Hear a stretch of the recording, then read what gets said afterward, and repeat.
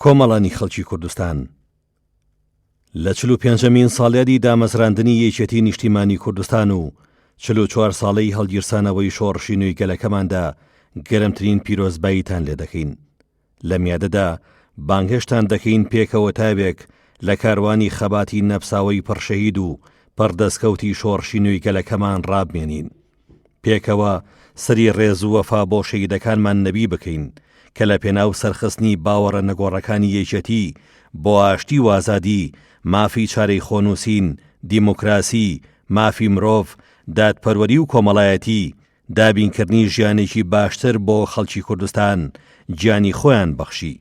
پێکەوە بەڵێن بدەین بە کەسوکاری سەربەرزیان، بە پێشمەرگەی مەفرەزە سرەتاییەکان، بە ڕێخستنە نهێنیەکان و سەرکردایەتی ناو و دەرەوەی وڵات، بە پارتیزانەکانی دوای ئەنفال، با خەبات جێڕەکانی قۆناغە سەختەکانی خەباتی شاخ و شار، بە دەستەی دامەزرێنەری یەکێتی نیشتیمانی کوردستان، بە ڕۆحی بەرزی سەرۆک مامجەلال کە پابەند بین بەو ئامانەتە گرنگ و ئەرکە مێژوویی دوای سەرکەوتنی کۆنگرەی 4 خراوەتە سەرشانمان. ئێمە لە سەرۆکایەتی یەکێتی نیشتیمانی کوردستان بەڵێن دەدەین درێژە پێدەری ئەم کاروانە بین، دەستکەوتەکانی بپارێزین و دەستکەوتی زیاتری بخەینە سەر و لەم ساڵیادەدا بە هەڵدانەوەی لاپەڕەیەکی نوێ پێداگرتر بۆ دابینکردن و پاراستنی بەرژەوەندیە باڵەکانی گەلی کوردستان خەبات بکەین.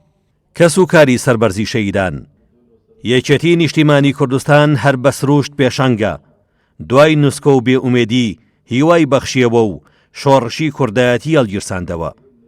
بە بڕوایەکی نەگۆڕ لە پێناو مافی چارەی خۆنووسیندا خەباتی کردو تا گەیشتن بە دوا ئامانجیش بۆ هەموو قوربانیدانێک ئامادەیە.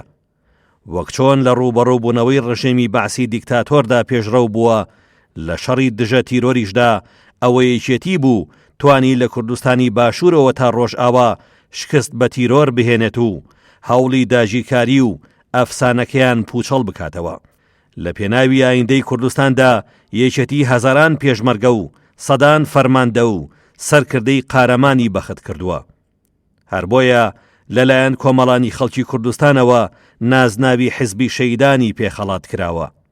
بوونی شەیدانی سەربەرزی یەکێتی لە هەموو پێکهاتە جیاوازەکانی کوردستان سەلمێنەری باوەڕیە و تێکۆشەرانەیە بە داکۆچی هەمیشەیی یەکێتی لە ماف و ئازادیەکانیان و نیشاندەری متمانەی کەسوکاریانە بە ئامانجی ڕەوا و خەباتی ڕوونی یەکێتێکەتان.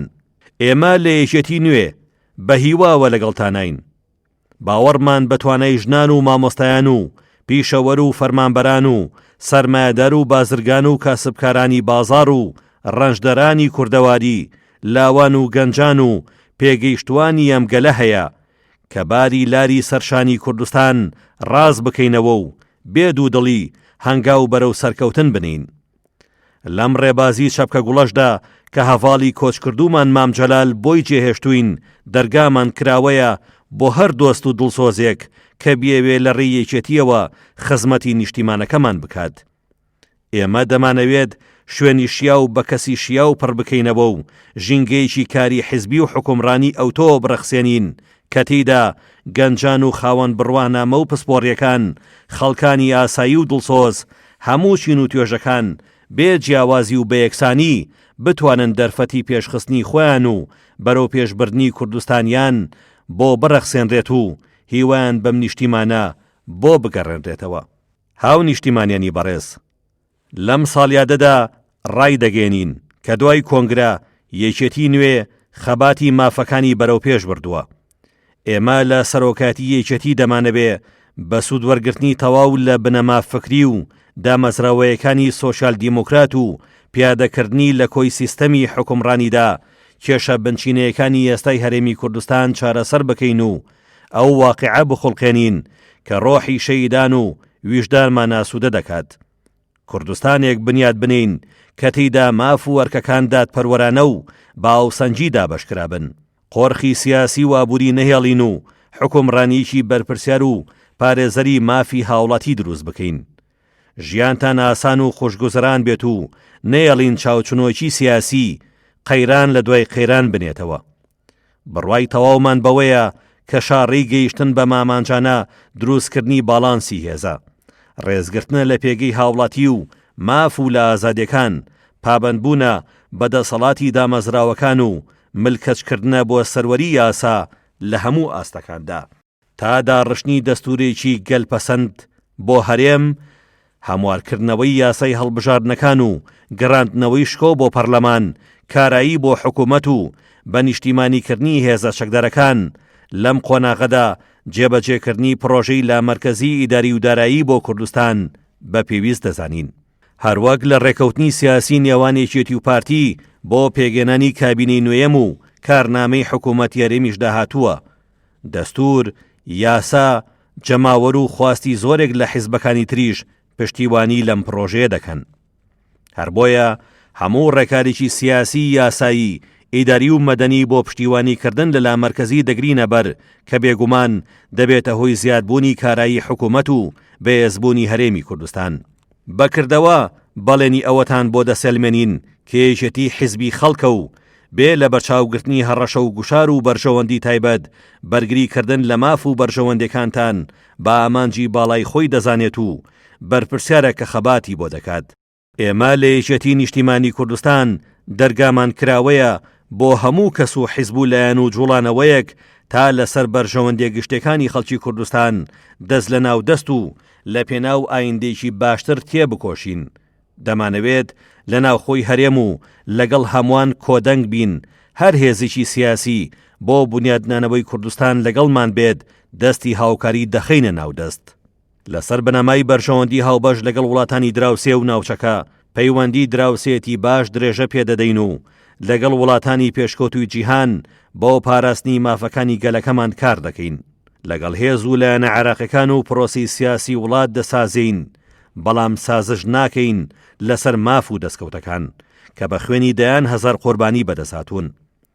یەکێتی بەردەوام دەبێت لە پاراستنی قەواری هەرێمی کوردستان، لە پارێزگاریکردن لە مافە دەستوریەکانی گەلەکەمان و لە خاوەندارێتیکردن لە کەرکووک و ناوچە دابڕێنراوەکان بەپێی مادەی 140 لە دەستوری وڵات خەبات دەکەین بۆ زامنکردنی یەکلاکردنەوەی کوردستانی بوونی چارەنووسیان. ئێمە باوەڕی تەواومان وایە تا کوردێک لە کەرکووک مابێ یەکێتی دەمێنێت و تا یەکێتیش بمێنێت بەرگری دەکات لە کەرکووک و تەواوی خاک و خەڵکی کوردستان. لێرەوە یەکێتی پێداگر و پشتیوانە بۆ سەرخستنی دانوستانەکانی نێوان هەرێم و بەغدا لەسەر موچە و بودجێ هەرێم و لەسەر یەکلاکردنەوەی چارەنووسی خاک و سنوور و دەسەڵاتەکانمان بە پشتبەستن بە بنەما نیشتیمانی و دەستوریەکان. ئەندامانی دڵسۆزی یەکێتی لە 45مین ساڵیادی دامەزراندنی یەکێتەکەتاندا یاد و تێکۆشانی سەرۆک مامجەلال و سەرکردە نەمرەکان و شەیدەکانمان بەرز دەرنخێنین. پێداگری دەکەین لە سەرگرنگی یەکێتی ناویەکێتی و دووپادی دەکەینەوە کە یەکێتی بە هەمووتانەوە پتە و یەکێتیە. ئەم ڕێگەیەش کە ئێمە لە سەرکردایەتی نوێ گرتومانەتە بەر هەرچەند پڕهەوراز و نشێو بێ، بەڵام هەرگیز کۆڵ نادەین و بەردەوام دەبین. جێیشانازیشە کە لەم کاروانەدا تەنها نین و دەبینین ئەندامە دڵسۆزەکانی یەکێتی بەخواستیان بۆ چاکسازی و بە پشگیریان لە خەباتی مافەکان لەگەڵمان و بۆ پاراستنی مافەکانی خەڵک و دەستکەوتەکانی کوردستان تێدەکۆشن. بۆیە دڵنیاین بە پشتیوانی ئێوە بە دروستبوونی کۆدەنجی نێوان هێزە سیاسەکان و بە یەکدڵی و یەکڕیزی خەڵکی کوردستان ئەم کاروانەش دەگاتە ئەنجام و وەک هەمیشە یەکێتی نیشتیمانی کوردستان ڕۆڵی پێشەنگ و مێژووی خۆی دەجێڕێ. لە کۆتاییدا تاکید لە هەڤاڵانی یەکێتی دەکەینەوە کە لەبەر خۆپارێزی و پابەندی بە ڕێنمایە تەندروستەکانەوە هیچ گردبوونەوە و بۆنەیەکی جەماوەری ساز ناکرێت بە سەردانی مەزاری مامی گەورەشمانەوە. هەڤاڵانی یەکێتی هاوکار و پێشەنگ دەبن لە جێبەجێکردنی ڕێنمایەکان بۆ چاکەی گشتی و پاراستنی میلەتەکەمان، بەتایبەت لەم شەپۆلی دووەمی نەخوازراوی کۆڕۆنایەدا. هیوا دوا ڕۆژی گەشت بۆ هەمووان دەخوازین و دڵنیا بن لە ئایندەی نزیکدا یادێکی شایستی جەماوەری لە حزوری مەزاری سەرۆک مامجەلال دەکەینەوە. بەرزوو بەڕێز بێت یادی 45 ساڵی دامەزراندنی یەکێتی نیشتیمانی کوردستان. سەرۆکایەتی یەکێتی نیشتیمانی کوردستان.